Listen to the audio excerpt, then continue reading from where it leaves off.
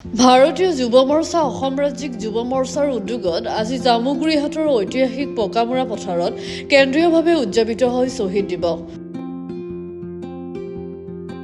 1979 চনৰ পৰা অসমত আৰম্ভ হোৱা বিদেশী বিতাড়ন আন্দোলনত শ্বহীদ হোৱা 855 গৰাকী বীৰ শ্বহীদসকললৈ উপযুক্ত সন্মান প্ৰদান কৰাৰ উদ্দেশ্যে আজি জামুগুৰিহাটৰ ঐতিহাসিক পকামুৰা পথাৰত শ্বহীদসকলৰ প্ৰতিমূৰ্তিত মাল্যাৰ্পণ কৰাৰ পাছত শ্বহীদ পৰিয়ালৰ 121 গৰাকী ব্যক্তিক সন্মান জনোৱা হয়।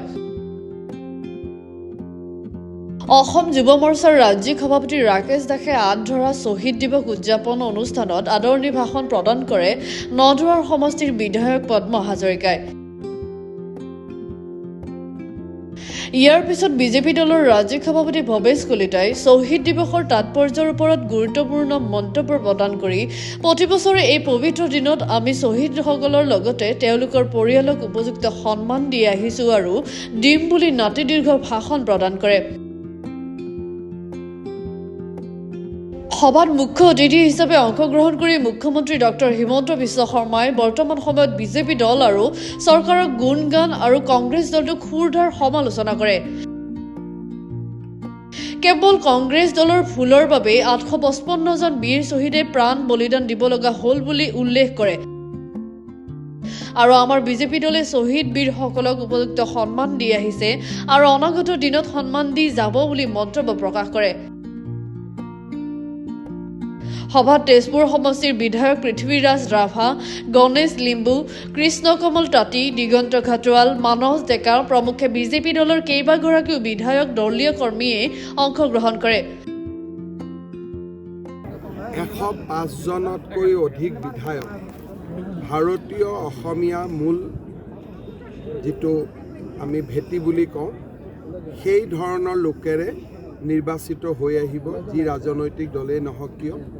আৰু ই আমাৰ কাৰ্যকালৰ এক উচ্চতম সফলতা আছিলে যে আজি আমি অসমখনক কিছু বছৰৰ বাবে আমাৰ ৰাজনৈতিক স্বাৰ্থ যাতে সুৰক্ষিত হৈ থাকিব পাৰে তাক আমি সম্পূৰ্ণৰূপে নিশ্চিত কৰিব পাৰিছিলোঁ।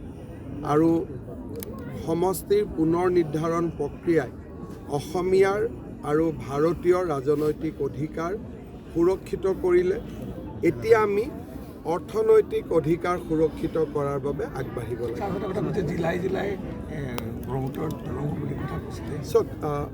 জিলাই জিলাই ব্ৰহ্মপুত্ৰৰ দলং বৰ্তমান হৈ আছে। তিনিচুকীয়াত ঢলা শদিয়া, ডিব্ৰুগড়ত বগীবিল, যোৰহাট মাজুলীৰ ওপৰত, গোলাঘাট নুমলীগড়ৰ মাজেদি সুৰংগ, তাৰপিছত নগাঁও কলীয়া ভোমোৰা, তাৰপিছত মৰিগাঁও, দৰং আৰু মৰিগাঁৱৰ মাজত এখন দলং আমি এই বছৰৰ ভিতৰতে 25ত আমি কৰিব গৈ আছোঁ।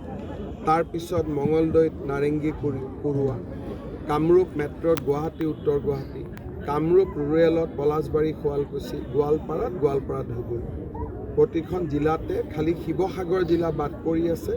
শিৱসাগৰ দিচাংমুখ টেকেলিফুটাত আৰু এটা পৰিকল্পনা আছে, কিন্তু এতিয়াও সেই পৰিকল্পনাটো ধৰাতলত অহা নাই। অসমত বিজেপি চৰকাৰে জিলাই জিলাই ব্ৰহ্মপুত্ৰৰ ওপৰত দলং, জিলাই জিলাই মেডিকেল কলেজ, জিলাই জিলাই বিশ্ববিদ্যালয়। 10,000 বিঘা, 10,000 হেক্টৰ, 10,000 হেক্টৰত। আৰু অসমৰ চাৰিসীমা সুৰক্ষিত নহয়, কাৰণ আমি ঐতিহাসিকভাৱে বাংলাদেশৰ আমি সীমাত আছোঁ, ঐতিহাসিকভাৱে আমি ম্যানমাৰৰ সীমাত আছোঁ, ঐতিহাসিকভাৱে আমি পশ্চিমবংগৰ সীমাত আছোঁ, ঐতিহাসিকভাৱে আমাৰ নিজৰ 12খন জিলাত অসমীয়া সংখ্যালঘু।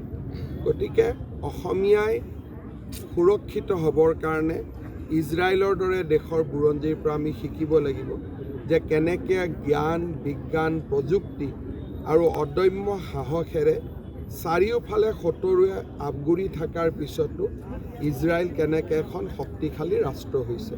অসমীয়াই তেনে শিকিব লাগিব, আৰু তেতিয়াহে আমি জাতি হিচাপে জীয়াই থাকিব পাৰিম। হ'ব। নদুৱাৰৰ পৰা প্ৰাণ শংকৰ ভূঞাৰ ৰিপৰ্ট, গ্ল'বেল NA 24/7।